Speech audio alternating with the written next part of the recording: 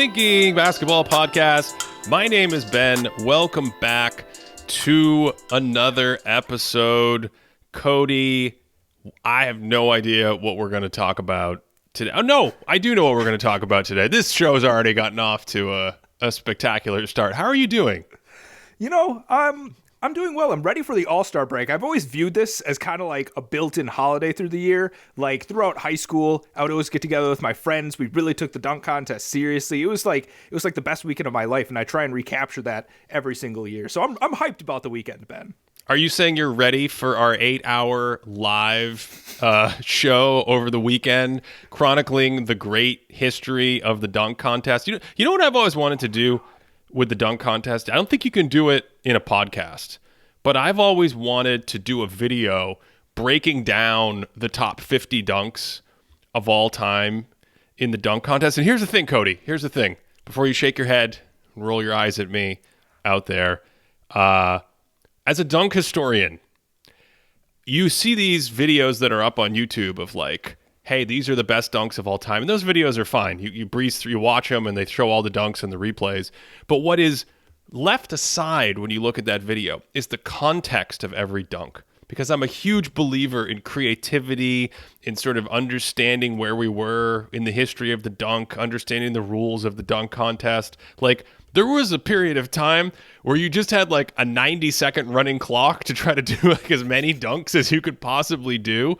Very different than what we have today. So, yeah, go ahead. I was shaking my head at you earlier, not in like a rolling my eyes kind of way, but like, I don't know why we're talking about anything else. Because I would like, if we started at the beginning and just did every like dunk contest throughout and discussed the whole timeline of it, that would honestly be the best thing ever. And I think the weirdest thing I recall seeing, like, do you remember the wheel from like 2003? Oh yeah, 2004? Josh Smith had to spin the wheel, and then that's the thing. Like, if you got like a dunk that was conducive to your dunking style, if you're a 2-footed leaper, like Jason Richardson, one of the all-time underrated dunk contest guys, he was a 2-footed leaper and had a very hard time leaping off of 1 foot. And so they're like, please simulate this Michael Jordan dunk where he jumps off of 1 foot from the free throw line.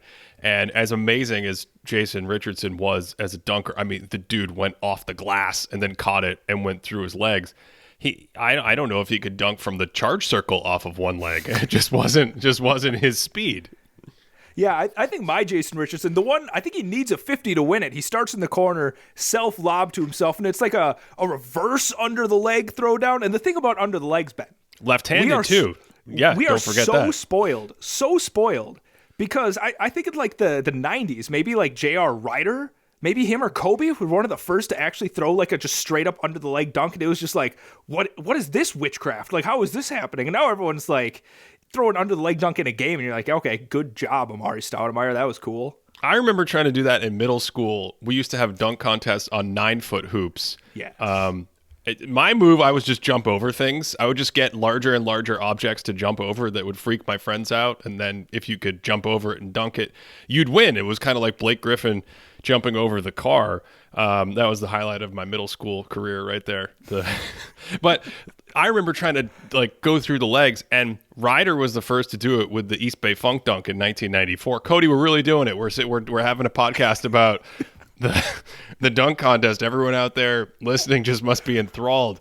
No, seriously, last point on this though. Ryder like legit jumped and then tried to get up in the air and then just throw it through his legs, whereas Kobe and many of the other guys after did this motion as they jump. They're bringing it through their legs. It's a subtle but meaningful difference when you actually go out and take a ball and try to get the coordination to put it between your legs. This was always my thing with like Dominique Wilkins throwing down, because the thing about a windmill, like a lot of windmills that start on the way up, there was something about Dominique where like he could get to the apex of his jump and it felt like he like held it up before throwing down the windmill. So when you see the windmills, like him and Vince Carter are like the guys that like you could hold it up first and then you bring it down. It's really subtle stuff that adds to the majesty of the dunk. Yeah, like Vince Carter inverting his 360, which basically still to this day most people can't do any justice toward. Also, no. Vince Carter with a legit through the legs dunk in that dunk contest off the terrible pass by Tracy McGrady, and he impromptu went between his legs. How long have we been talking about this? Not long enough, Ben. This could be the whole episode. Well, I mean, it's a good segue to sort of evolutionarily insane historical things, which is I was lucky enough last week to be able to call a Victor Wembanyama game for the NBA app. And for those who don't know, Vic is about 7'4", barefoot. We think he has an 8-foot wingspan. Not 7 something. He has an 8-foot wingspan. He is widely considered to be one of the great prospects in NBA history. Pretty much a slam dunk that he's going to be the first pick in the draft coming up this June, heading into the 2023-2024 season. And watching him play, he's playing in France right now. Watching him play, just Cody, have you seen him? He's just, to me, he's evolutionary Kareem. Like, he is unbelievable in terms of how he moves. Okay, so I haven't watched him. There's too much NBA, Ben. I'll see these guys when they make it to the NBA. That's kind of my philosophy with it. But despite like the fact that the highlights that I see, he seems to be a very fluid mover despite being 7'4" or whatever else.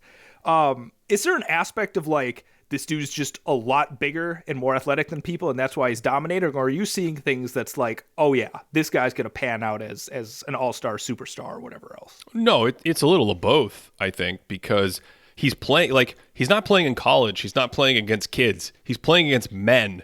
Some of the guys on the court in that league, like Tremont Waters, I think is one of his teammates. He had some time with the Boston Celtics. There's a lot of guys on the floor in that league who have either touched the NBA or played at very high college levels, and they're 25 or 30 years old. So Vic's size should translate in terms of his shot release and in terms of his shot blocking. I mean, when you have an 8-foot wingspan, I don't even know if he needs to jump to dunk. And then to your point, the way he moves is what makes him such a sort of incredibly transcendent historical prospect, because 2 steps, Cody, 3-point line, up fake, 2 steps. He's at the rim, dunking, laying it in, makes it look like a Nerf hoop. I can't wait to see this dude on the court with Giannis and to see if he actually makes Giannis look small. Like, that's the degree of what we're talking about when we talk about alien level athleticism with Victor Wembanyama. So back in the day, I don't remember what it was called. No, that's the name of a book. I was going to say the name of a book, but that's actually not what it was. It was a collection of DVDs. For those of you that don't know, a DVD was like a thing you would insert into a DVD player, and it would play. It was like an evolutionary VCR. A great definition to help everyone out there. If you've never heard of a tape cassette, it's the thing you put in a tape cassette player. Yeah.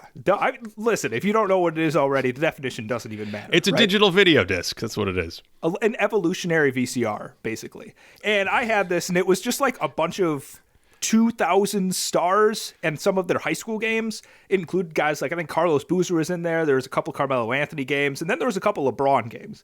And one LeBron game I remember from his high school, I remember watching the McDonald's All-American game. And even then, at that point, when I was watching him, obviously he was so much more athletic. He was like hyper athletic, obviously, built like a man at that point. But the passing, Ben, there's one pass I remember. He like catches it midcourt. Charlie Villanueva coming down the wing, right? And he throws a complete no-look lob. I don't think he looks at the rim once. A complete no-look lob, and just like perfectly with Villanueva. So like you see that, and you're like, all right. So even if like the jump shot doesn't pan out, a dude with this athleticism and finishing and this level of brilliance with like the passing, there's no way you're not going to at least be an all-star. Do you see like some of those kind of more subtle skills with Wembanyama, or is it kind of like, I don't know, is the defensive instincts enough where you're like, oh yeah, there's no way this guy isn't already going to be like an all-defensive player, and whatever else pans out, he's still just going to be that level of defense? Is there something like that you see with him? Yeah, I think the 2 subtle skills are passing, where he's not great, but he's a teenager who's had a rapid ascension, and he already shows the ability to make certain passes, high-low passes, things like that. And then this shot profile where he's kind of trying to essentially play like Kevin Durant and face the basket from 30 feet away and develop range. And Cody, the man is working on a one-legged running three-pointer. Let me say that again. He's 7'4", and he just sometimes will take a one-legged running three-pointer as if this should be a normal shot. Like, hey, would you like to try a floater from 26 feet? That's some of the stuff we're talking about. And I think with him, he reminds me of Kareem in the sense of how graceful he is and how big he is and how it feels like a sort of an alien superhero, mutant-powered machine that now is shooting threes and facing the basket. When Kareem played, totally different back to the basket game. But the other guy is Ralph Sampson, who was a similar sort of, look at how he moves, he's so big. And I think with Sampson, there were some things that derailed him, but the biggest obviously was injury. And I think that's the concern when you're built this way with Vic. So we'll talk more about him next season. Obviously, we'll talk about him around the time of the draft. But I do think he has both. I think he has some things that could potentially derail a Hall of Fame kind of career, but he does also have some other stuff in that package that isn't necessarily the savant-like skills you would get from a LeBron or a Larry Bird or Jokic or these guys who are really excelling not just from physical explosiveness or size, but from how to play the game, the feel for how to play the game. So he has a little of both, which is what makes him such an exciting prospect. So you're definitely high on him. You're like, yeah, this guy should probably go number one at this point. He should probably go number one. Yeah. I don't think that's an outlandish take. I've heard some people say Scoot Henderson, who is the sort of consensus number 2 pick and also considered an incredibly valuable prospect. These are names that in theory will become household names, but I'm bringing them up because they get us to our topic today that we wanted to talk about, which is Vic plays. There's no post-up sort of centric offenses anymore in basketball. So he doesn't turn his back and play. He can go down in the post. In the game I called, he went down and got a great steal. You get a mismatch, you get a switch, he flashes under the hoop. It's very difficult to stop. So he can do that. But he's not building his game, nor is that offense for his team built around him having his back to the basket. And as we've discussed recently, part of the change with pace and space and the boom in offensive efficiency and all this stuff is really about attacking on the perimeter in multiple ways, cutting and moving outside and inside and sort of creating pressure points and balance all over the court. And maybe Scoot Henderson as a guard, maybe a Russell Westbrook comparison is something that you might see with him because of how explosive he is, getting into the paint, getting downhill, stuff like that. But Cody, the thing we've been talking about a ton over the last few episodes, or maybe over this entire season in a sense, is sort of what happens on the perimeter when you catch it, when you're in a position to take advantage of one of the sort of opportunities that your teammates have created for you. How do you extend or finish an advantage that one of these great playmakers in the league sort of sets up now, because the game is moving past the simplicity of I'm a spot-up shooter. Yeah, and when it's even in the word, Ben, like when we think about the word post-up, like if you think about the verb like posting, right? I'm on my post, the noun on my post, right? You're standing there watching something. There's no movement, all right? You're like a sentry waiting for things to happen with nothing happening. And that's kind of what a post-up is you set up the action early in the offense. You watch a 90s ball, you set that up right away. There's 18 seconds on the shot clock, you dump it down. And then they're just kind of standing. It's like, let's figure out what's going on. You let everyone on defense sort of off the hook, and you can change it up a bit. Maybe you can have someone make a cut. Maybe you can have some other kinds of actions. But at the end of the day, there's still a lot of stagnation happening near the rim. All right. And so, I think that's the reason why you have these guys moving out closer and sort of going to that punishing, like you said, getting a seal later in the offense, because that's when the post-up game works, because the post-up in itself isn't necessarily efficient.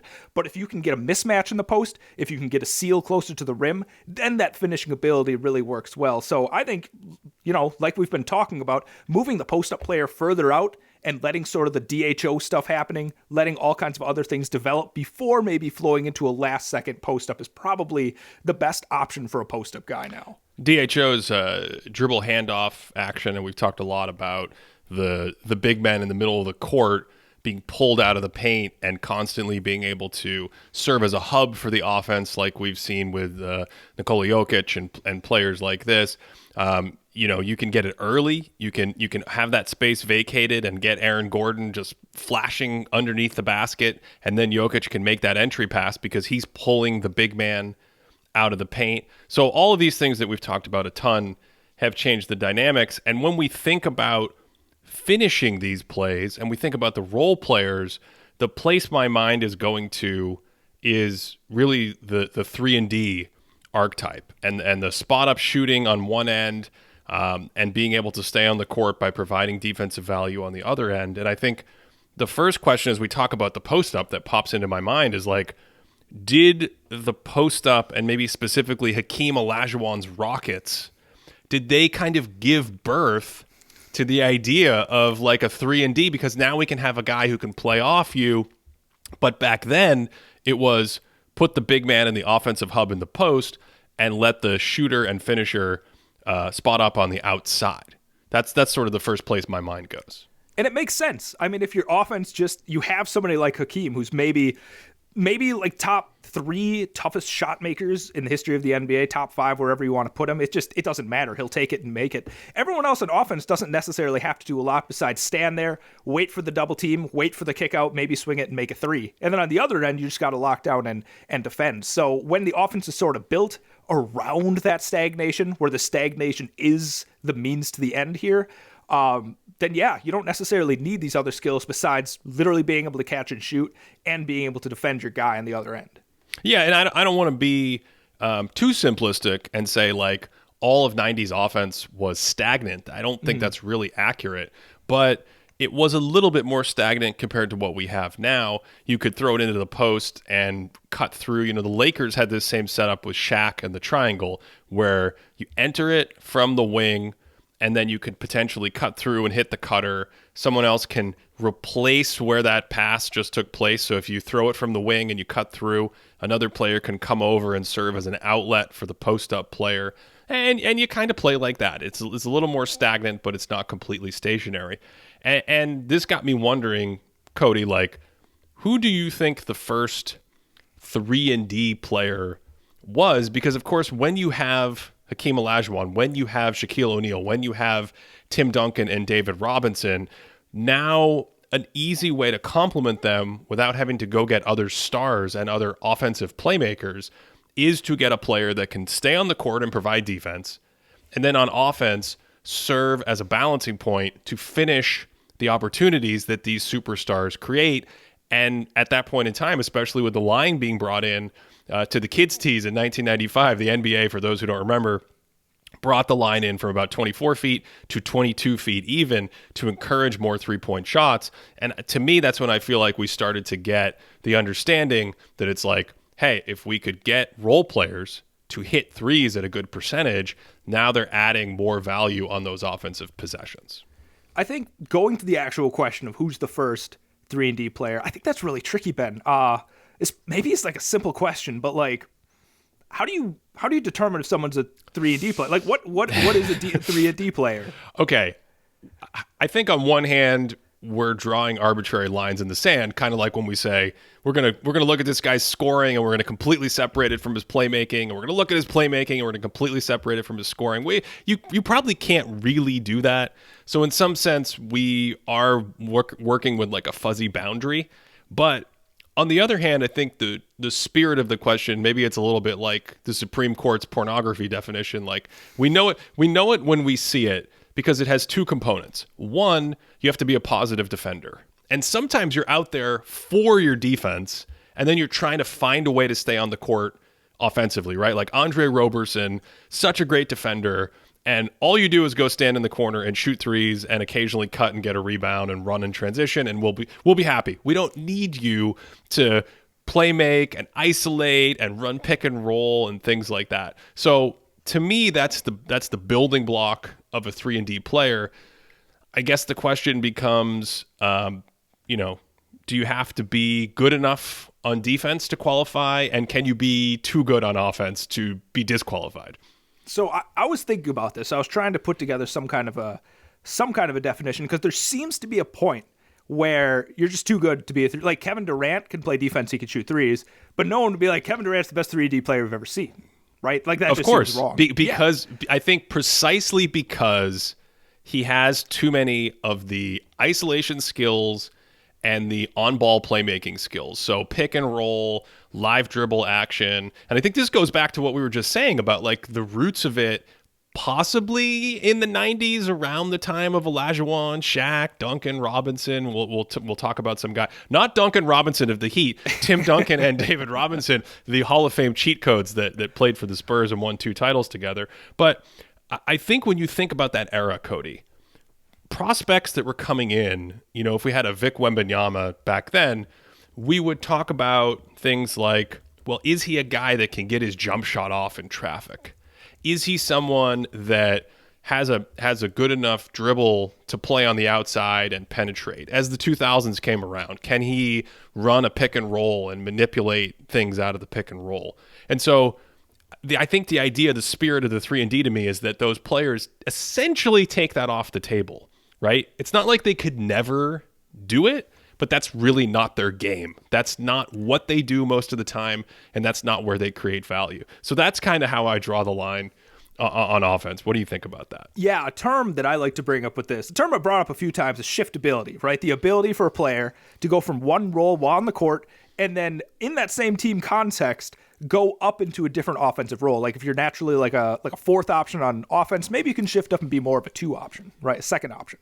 But I think these guys can't really shift up and roll. Like if they're a fourth option on offense, they're probably stuck on that fourth option. They can do some stuff. Like I think maybe we'll talk about him a little bit later, but Mikal Bridges, for instance, you can throw him in a pick and roll once in a while. He'll get into a space and pull up for a nice little mid-range. He doesn't always get to the rim. He likes to pull up from mid-range more. He can make a pass, but he's not necessarily going to like open up the offense because of it. Like you wouldn't be like, yep, we're going to have a Mikal Bridges run offense right now and things are going to go great. He can do it once in a while, but he's not necessarily shifting up to that role. So I think that's sort of my definition. You can do these things, but like you can't do them to the point where you're going to rely on these other skills from this guy. Yeah, I think he's probably a perfect example of the fuzzy boundary too, where it's like, does he do slightly too many things? Does he try to run slightly too many pick and rolls to really be a 3-and-D player?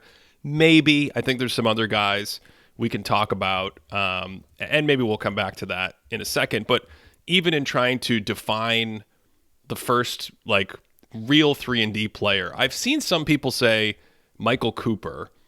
And I don't think that's a bad thought for the Lakers. But one of my issues with that is like Michael Cooper was way too good of a passer and point guard. Like Magic would miss games and Michael Cooper would average like 13 assists a game playing point guard. And I think if you're that skilled with the ball and running offense and pushing in transition, I don't know if that's what I would think of as 3-and-D. Whereas by the time you get to like the mid-late 90s, and he might not be the first guy, there's a couple other guys we could try to sort of cite as some of the original or the original 3-and-D archetypes. But Dan Marley, if you look at the way he played, right, he's like out there to be kind of like a brutish physical man defender and just spot up and shoot threes.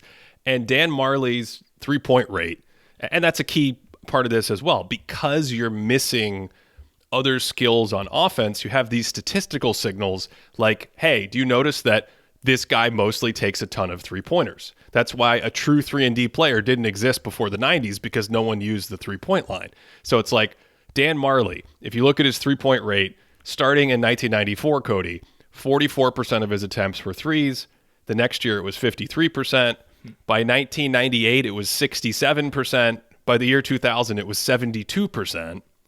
So it was just more and more threes. The second thing is those threes are assisted, They're not unassisted because you're not able to self-generate those threes.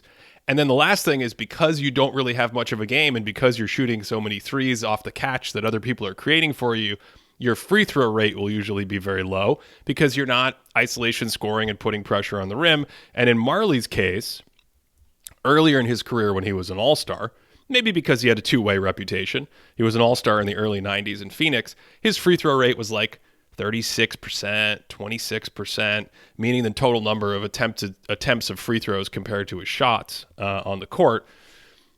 Then when you keep going, that gets to like 24%, 23%, late 90s, 17%, There's one season where it's 12%. So you get these statistical profiles of these guys, and we looked, they don't really pop up until the kind of mid 90s, right? And I was trying to think about it. I was trying to make the case for somebody before the 90s. And like you said, it gets so tough because there isn't a 3-point line. So, like, by definition, you can't be a 3-and-D guy if there's no 3-point line. But like a proto guy I was maybe thinking of. Like, I was like, I don't know, maybe it's too much of like being Bucks pilled here. But I was like, Junior Bridgman? Is this possibly a guy? But he was probably too good. And even like Danny Ainge with the Celtics, he played defense, but he was, again, probably too good in the 80s. But, when we talk about those kinds of 90s offenses where you have a post-up guy, we got a lot of guys spread out, the Olajuwon Rockets weren't the only ones doing that, right? Like when Charles Barkley goes to the Suns, 93, that's another team that heavily relies on that. So Dan Marley fits into that perfect. I also think Danny Ainge is on that team as well. Maybe he's to the point where he's more of a 3-and-D guy at that point, but Dan Marley maybe was an all-defensive player. Like, I think he made a team at that time. So that was going to be a guy I was going to go with right away in this context. And before that, I literally don't know if anyone popped up on our radar that we were casting out. That was mixing my metaphors there, but yeah. Yeah, no, to me, these are some of the early guys. I mean, I think Rick Fox's role that he played on the Lakers next to Shaq kind of ultimately fits this 3-and-D. The Jazz had David Benoit and Brian Russell next to Stockton and Malone, and Brian Russell, late 90s, emerged with those teams that made the finals. He certainly has that. Mario Elie on the Rockets. I've heard some people say Robert Horry on the Rockets. Robert Horry gets more interesting because when he was back on the Rockets, like, he was really good. God. He was a far more dynamic player. But there are a ton of guys in the 90s, including Mario Elie, by the way, also played on the Spurs with Duncan and Robinson, and then you have Jaren Jackson Sr., the father of the legendary Jaren Jackson Jr., future defensive player of the year from the Memphis Grizzlies. He had this 3-and-D archetype, and so you can see the same statistical profile that we just outlined in those guys when you look back at their numbers on Basketball Reference, but you can also just see it when you watch the game, right? That's their game. They're not out there to get into a triple threat, take it off the dribble, hit a 16-foot isolation jumper, or play make. And then after Jaren Jackson, of course, I think one of the guys that a lot of people think about, I would say the standout, the person who really put this on the map in what was probably the second generation of 3-and-D players, was none other than Bruce Bowen, also with the Spurs next to Duncan and Robinson. And another guy to shout out here, and I think I'm going to use him as a jumping off point for the 90s guys, but Bryant Stith, I don't know if you brought him up in this context, but something that I found interesting going back and watching some of him. This is a deep cut. This is a deep cut, Cody. Hey, that's what we're here for, Ben. If we're not going to cut deep, like, what are we cutting for? So speaking of cutting, though, this is a guy that was able to cut and have some movement. And I think that's a thing that maybe, I'm going to go back and reframe what I was saying before. These guys aren't necessarily all just standing on the perimeter, right? You go back and you watch some Stith playing, right? And all of these teams from the 80s to the 90s, they do this, like, what's called a floppy action. You have a guy down in the paint. You got a stagger screen on this side, one screen on this side. You can kind of choose which way to go. This is the Reggie Miller special out there. Yeah. Reggie Miller special. So every team ran this. Half the time players would curl out to take a 15-foot jumper. But Bryant Stith, what's really interesting and what's fun to watch about these shooters, Ben, is when you think about shooters now, it's all about you release on the way up. Really quick release. You don't jump as high. But these guys, it's like the deep knee bend. You get high. When you're at the apex, then you release. It's very like, the release is almost Steve Nash-like, except you have like this Derek Fisher, like, dipping down and jumping up and shooting. I don't know. I found that interesting. Just the way that these shooters are shooting has also changed, and I think that's really fascinating to watch. Derek Fisher, another 3-and-D guy, right on cue, next to sort of the gravity of Shaq and Kobe in those early 2000 Lakers teams, and I guess Fisher came back for the late 2000s Lakers teams as well. So yeah, ton of old names, and it's kind of, as we've said, hard to like really pin down who's 3-and-D and who's not. But I think when you get into the second generation, the spirit of it, Bruce Bowen, Shane Battier, another guy, right? James Posey. And of course, James Posey had tremendous success in multiple spots just being able to be a spot up 3-point shooter, guard multiple positions, go to small ball looks. Raja Bell, how about that for another guy? And Raja Bell's another guy who could cut and kind of, dive to the basket when needed and things like that. But you also had, certain teams that it just felt like they had a factory of these players to fit around, the Spurs would like what's going on with the Spurs? They had Bowen. Was Devin Brown ever on the Spurs? I thought he was. I'm pretty sure. Ime Udoka, Keith Bogans, when he was later in his career, played very much 3-and-D on the Spurs. And then, of course, Danny Green, who they drafted. And Danny Green kind of, maybe he's the end of the second generation, right? Like maybe he bleeds into the platonic ideal of what we would think of as classical 3-and-D. I was going to say Danny Green, like if there's a statue somewhere of a 3-and-D player, it's probably Danny. I think he's the epitome of what a 3-and-D guy is. Fun fact, I think Devin Brown, now that I'm thinking about it, he might have been the guy that turns the ball over to give it to Tracy McGrady to cap off his 13 points in 33 seconds. I think he's the guy that turns it over. But what's really interesting, I think, about the second generation, which is different from the first generation, and I think even like more contemporary 3-and-D guys, is this huge emphasis on the corner three, Ben. Because you look at somebody like Bruce Bowen, 83%.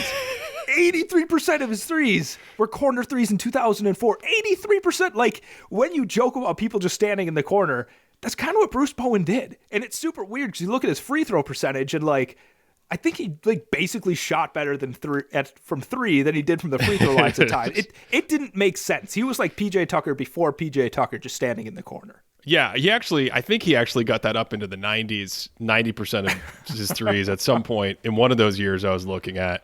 But to me, that is like the quintessential, this player is doing nothing else but to be out there and excel defensively. And on offense, the most value we can get from him is to stick him in the corner where it's shorter, 22 feet. And if you're going to stay in the corner, I think organically you're going to move less in most situations because you're not flying around the arc, you're not cutting in and out. You're simply sitting in the corner as an outlet valve where you can maximize your sort of points per shot, right? And to your point, Bowen, I don't remember what it was, but he was like a 50 or 60-something% free throw shooter. And so he was able to work on this shot without actually being a good generalizable shooter at basketball. Like when he came along, I think the Heat had him in their camp a ton of times. He played a year for the Celtics and was really good. And before he finally stabilized on those Spurs championship teams, it's just another one of these players where you're like, man, he's such a hawk defensively. I love what he provides. He's a role player. He doesn't take anything off the table. But also, boy, he doesn't add anything to the table when we go to eat dinner for offense. It's really a disaster. Like, he doesn't even have silverware or napkins. He's just reaching blindly for food with his hands. Let's give him the corner three. And to his credit, he developed that corner three. That, to me, is the traditional archetype, which brings us to where we are today, Cody. And really where kind of my head has been. I think for most of this year, if you've been following our videos or this podcast, we've had a number of episodes about this kind of thing or allusions to this kind of thing. Are we at a place now where 3-and-D players are evolving? Are we at a place now where there's like an evolutionary step forward with 3-and-D players where they're doing more things than they ever have before? Interesting. So what you're asking is like these guys are like the Mikal Bridges we brought up before, right? Not necessarily being the guys that run the complete offense, but besides just shooting threes and playing defense, they have some of these other skills. Maybe they can attack closeouts. Maybe they can throw a pass once in a while. And I think that closeout attacking, as you nod to me as I say this, I think that's really the key. And that's really what keeps the defense on their toes, because if you're just a shoot guy, right? If you're only out there to shoot threes, it's easy to close out on you because that's it. You close out on a guy and boom, that's it. You maybe have one dribble to the side and that's about all you have in the rest of your bag. But if you can blow by someone because they're closing out too quickly and then make a play, that makes you so much more dangerous. And you don't even need like a fully developed game. You just need to be able to get your head down, get into the paint and find somebody else that's open. And I think that was like the secret to the beautiful game Spurs, is that all of them were able to, just keep that ball rolling and pinging around based off the drive and kick mentality. We have talked recently. We had a video about attacking off the catch or so-called stampeding. Well, you need to be able to put it on the floor and dribble to do that. And so I think the next set of skills that we're seeing, and we'll talk about some players and some instances where this is already relevant this season. But the next set of skills to me, Cody, is something as simple as dribbling, right? Putting it on the deck and being able to do stuff while you dribble. Either be a threat to score as you're flying downhill into all this open space after you've created an advantage, or being able to pass off the dribble. And I think those two things, the extra passing or the sort of attacking closeout package, if you will, the stampede, go on the catch, up fake and go, whatever it is, when you blend that in with the spot up shooting, now to your point, you have a curveball that you can mix in with your fastball. It's not just always the same pitch over and over and over again. So when you get a closeout to the shooter, I think we saw this in the Eastern Conference Finals with the Celtics, and our beloved PJ Tucker is just always playing in conference finals. You certainly probably experienced it the year before as a Bucks fan against the Suns and in other parts of the playoffs. Like, yes, Tucker's great from the corner, but if you can run him off the line and force him to put it on the deck and go inside the arc, it's a little bit of an adventure. He's tried to develop that floater. I don't think it's very good. He's not really going anywhere with the dribble, and he doesn't pass well in those situations. So maybe the evolutionary 3-and-D guys that we're going to talk about in a second, all of a sudden having those skills where they're dangerous or more dangerous when you run them off the line, this is the next wave of what's happening with this kind of archetype. Ooh, I really like that. That reminds me, there was an article, I don't remember who wrote it, back in like 2009 or something, that described Manu Ginobili as being like, his spot is being chased off his spot, so he just necessarily is the most dangerous player because there's no way you can play him because he's just going to counter in a certain way. So I really like that idea that the counter itself becomes the action that people are going towards. Do you think there's any player right now that's like a traditional 3-and-D guy that's still getting minutes? Like who do you think of if we're talking about like that doesn't necessarily have these skills, or that you would like to see some of these skills developing more? Well, PJ Tucker, I think, is still getting minutes as a traditional 3-and-D guy. I do think there are more traditional type of 3-and-D players.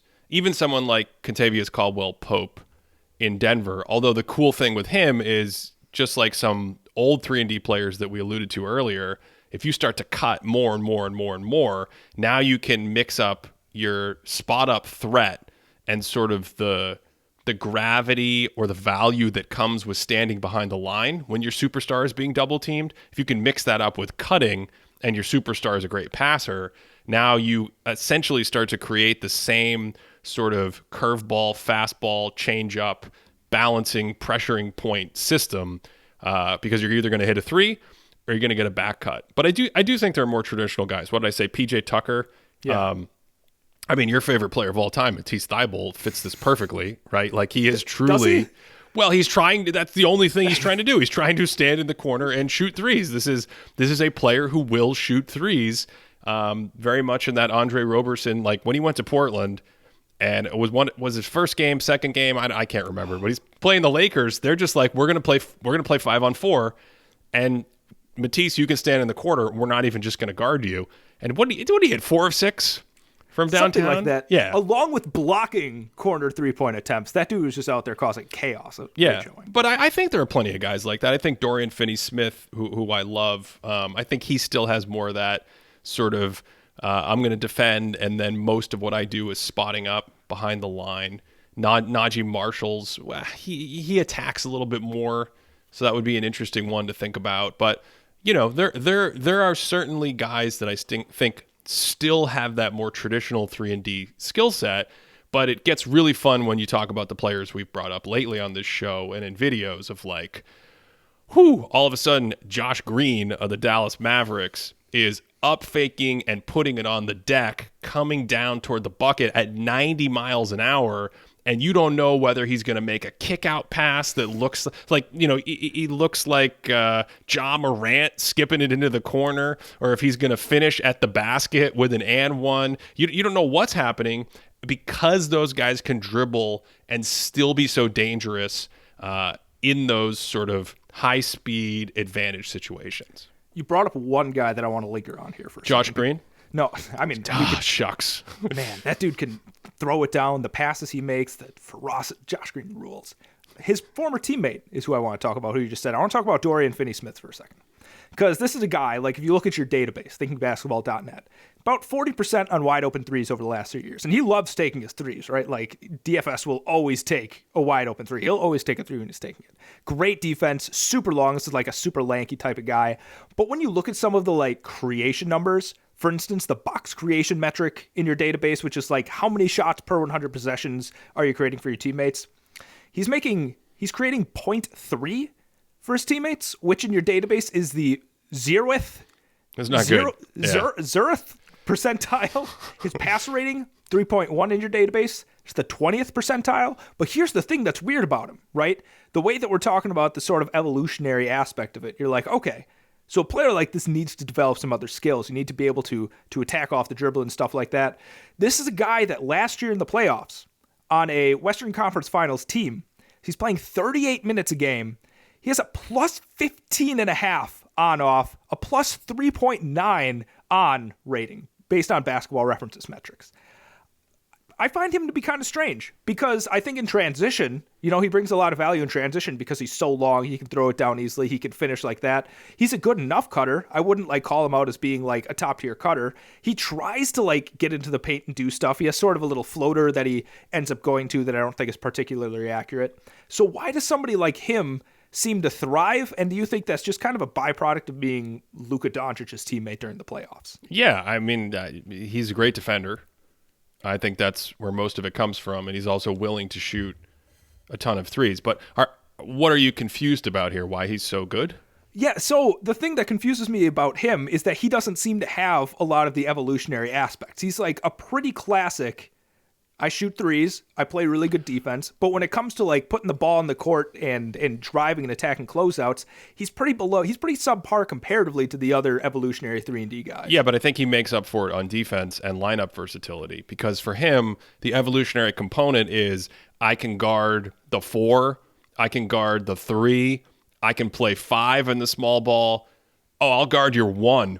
I'll go to the point of attack and put length on the ball, and that's what Dallas did with him last season. So I think he's just an example of someone who's maybe more modern in how versatile he is, mostly because of his defense.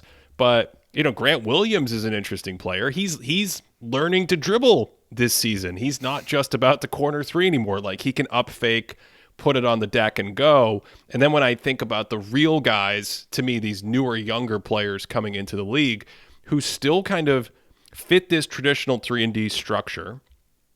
And I think this part's really important, Cody, when we talk about this archetype as a complementary player on offense.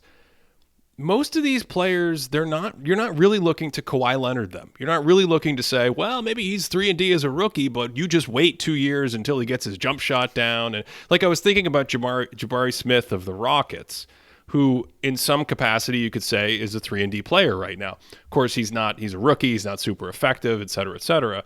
But the idea for Jabari Smith is clearly to be able to develop his handle a little bit more, use his size to self-generate shots.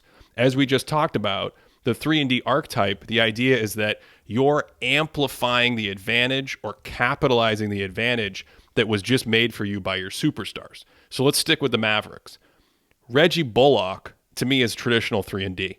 He doesn't attack or isn't as dangerous on the dribble.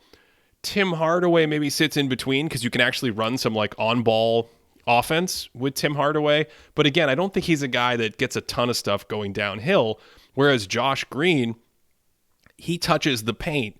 He brings that sort of extra geometric dimension of I'm not just going to sit behind the line. I'm going to be able to get into the teeth of the defense. And because I can dribble and I'm so athletic, I can finish or play make. Our favorite player these days around here, Quentin Grimes. another second-year guy who I think embodies this same archetype perfectly. Like, he's 3-and-D, but he also puts it on the deck. He attacks closeouts. He cuts. He goes on the catch. He passes. He finishes. Great quick decisions, very hard decisions, hard actions and quick decisions. And he gets out in transition because these guys are so fast. And I think just this young wave of players. Josh Okogie, I don't know how much Suns you've been watching lately, but it feels like he's starting to do this more, and that's adding an extra dimension to what he provides as this year's sort of Jay Crowder role for them, right? Like it's adding more of this live dribble, closeout, passing, playmaking dimension once someone else has created an advantage. Even guys who aren't great shooters like Herb Jones, I feel like have this in their game. Trey Murphy III can potentially have this in his game in New Orleans. There's just a lot of young and exciting players who kind of fit this bill to me. Listen. I don't need to watch a lot of Suns this year to know about Josh. Like, as an acolyte of the chaos defense, Josh Okogie has been very much on my radar for a while now. That dude is, I mean, if someone were to be like nicknamed Crash after Gerald Wallace, that guy would be it. But what I did want to say is I really like the idea that you brought up that you can also be, what was the word? Evolutionary. An evolutionary 3-and-D guy on the defensive end too. Okay, because when you think about him, I think there's a couple classes, there's a couple groupings of 3-and-D types of players. So you have these guys that aren't like they can kind of maybe put it on the floor once in a while. You don't want to trust them doing that. That's like the Grant Williams, that's like the Dorian Finney-Smith, like we were saying.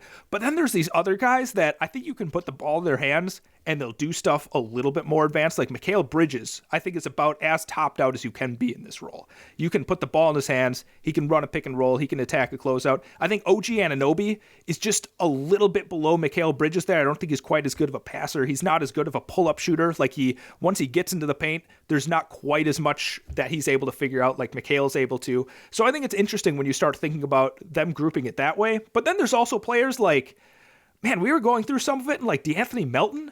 Does he count as a 3-and-D guy? Because to me, he doesn't even... I feel like I'm expecting these guys to be a little bit bigger, and he feels more on the defensive side, but he's still shooting 30% from three and a tremendous defensive player. So we also have these guys that are just hawks on defense that are causing chaos all over the place. So it's interesting how like 3-and-D seems to have like different categories within 3-and-D. What about Bruce Brown? Where would you put him in this conversation? Wow.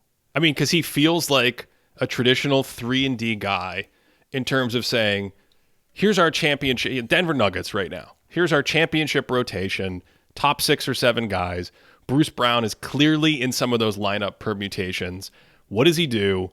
Plays defense, plays versatile defense, switches, but then cuts away from the ball, shoots threes, mostly from the sort of break and down, that corner spot, has become way more confident with his ability to shoot threes.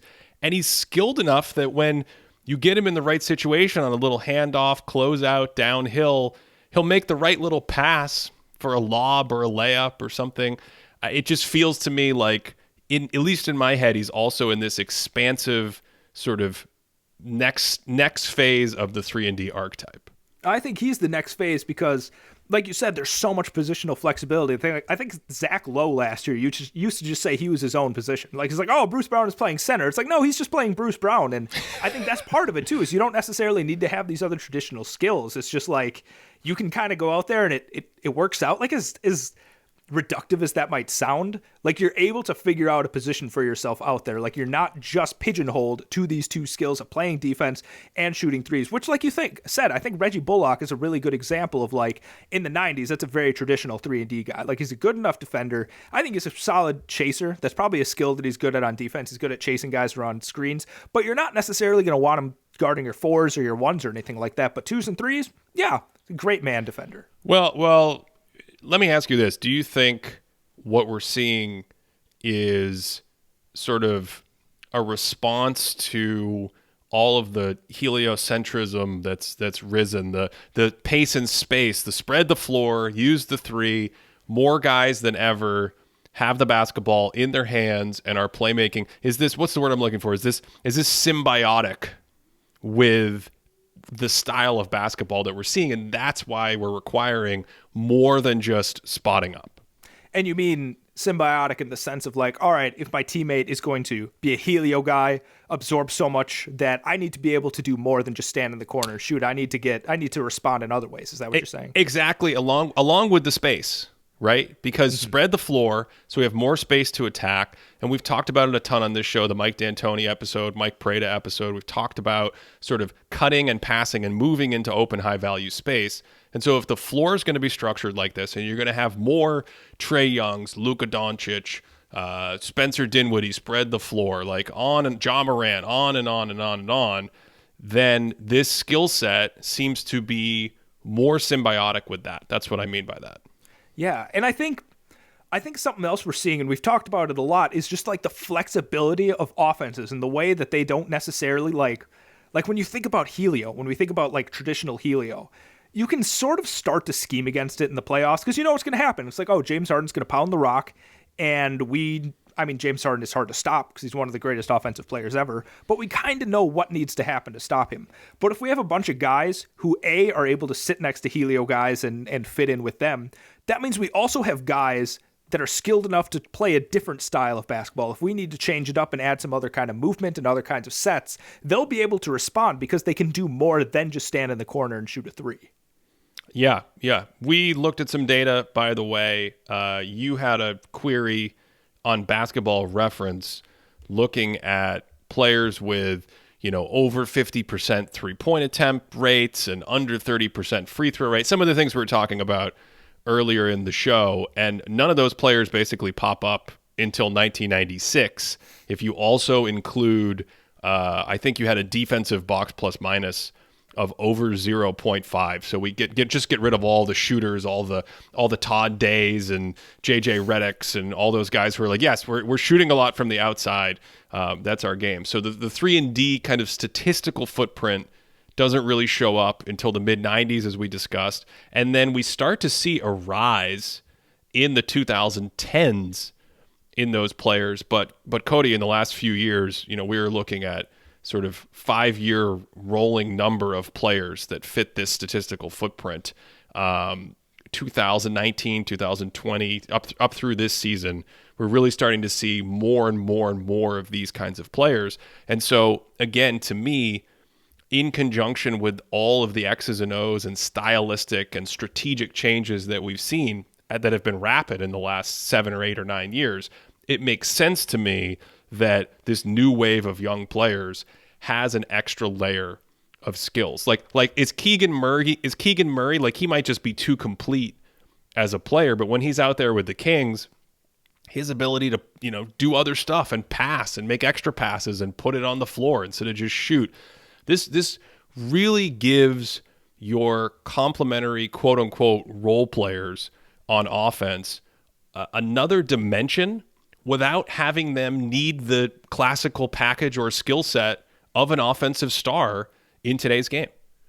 And looking at the numbers, what I think is really fascinating, you said the first one doesn't really pop up until 1996 or whatever, but using those rolling 5-year numbers, 2007 is the first time that the rolling 5-year is up past 10. That's the first time we see double digits. And then just a couple of years later, 2010, it's up to 25. So it's almost doubled in those couple of years. And now what we're looking at, 2022 season, we're up to about 38. I wouldn't be surprised if by the end of the season or the next couple seasons, we start approaching 50 because like you said, like everyone's just expanding out. In the 90s, you're shocked by how many people are spotting up 17 feet away from the basket. But now you're taught to be able to put the ball on the deck. You're taught to be able to space out to three. Like you referenced so many times from Mike Prada, the spaced out natives. These players are just so used to being able to play in space that I don't know. I'm interested to see what the upper end of this is because not every player, maybe every player can be this. I don't know, Ben. Is there a place where every NBA player can slot in as a 3-and-D type of guy? Well, I think my final thought, and by the way, you mean 38 players that fit that statistical qualifier. Yes. On Basketball Reference, right? And I think you also had 1,500 minutes played as a cutoff. So we're only talking about like top 7, top 8 rotation players. So to have almost 40, that's like 20% of the league or something. To answer your question, I think this is the note to leave this on for me, and we'll just let it simmer on the back burner for a few years and come back to it as needed. I actually wonder how many of the old traditional 3-and-D players there will be with all these new young spaced out natives coming in. Because as I said, even, outside of just being an incredible defender, outside of the Matisse archetype where it's like you're an incredible defender, but you can't really do much else. So literally we're just hoping you can Bruce Bowen it in the corner from 3. Most of the other players coming in, Cody, I mean, Grant Williams is such a fascinating example because you would think that would be him, but if he's continuing to add, the dribble game, closeout game, if he can add a little bit more, all of a sudden you might be talking about a league where it's hard to get on the floor if you don't have those skills. In other words, those are the table stakes that are required to play the game at this point going forward because of how great offense is, because of how dynamic and quick hitting the sets are out there, and because of how much easier it is to guard stationary players on offense, especially in the postseason. Yeah, and whoever can fit into the 0.5 offense, you make a decision in 0.5 seconds, you either shoot or dribble. Whoever fits best into that seems to be the guys that are just going to make it in the league. Well, I'm going to go watch some Quentin Grimes and Josh Green highlights. Do you have any other final thoughts on this? Man, you weren't going to go crush some dunk contest tape? Like, I thought I'd go back and maybe start with the Dominique Jordan battle, then maybe, I don't know, jump ahead, Levine, Aaron Gordon. The thing about Vince Carter's dunk contest, Ben, is Tracy McGrady and Steve Francis are just criminally underrated in what their dunk contest performance was. But they just went against the GOAT. You really weren't lying when you said you could do 8 hours on the dunk contest. I got so deep into the Trey Murphy III sauce here right now that I forgot we even talked about dunks today. I'm just thinking about closing out and making extra passes and all that connective tissue offense that's so fun.